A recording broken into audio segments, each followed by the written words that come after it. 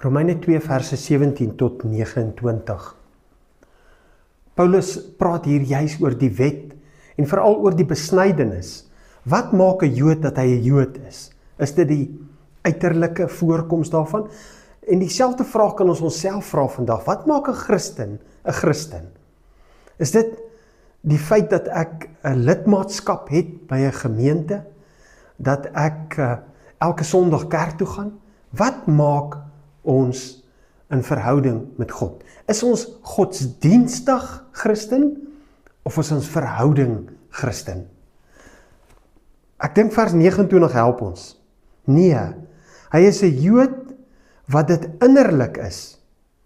En dit is besnydenis wat in die hart gedoen is deur die Gees, nie volgens die wetsvoorskrifte nie.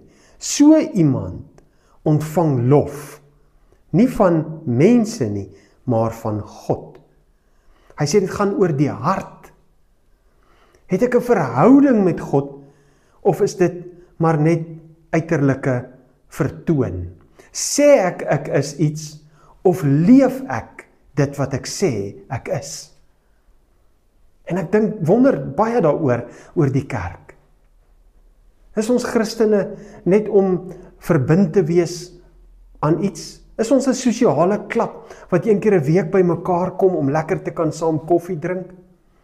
Of is ons die aanbiddingsgemeenskap van God, ons Vader, met wie ons 'n verhouding het deur Jesus Christus, wat daardie verhouding in stand hou in ons lewe deur die Heilige Gees, wat in ons harte werk en ons verander dag na dag om nader aan hom te kom. Dis my gebed, dat die Heilige Gees ons sal verander om elke dag nader aan hom te kan stap.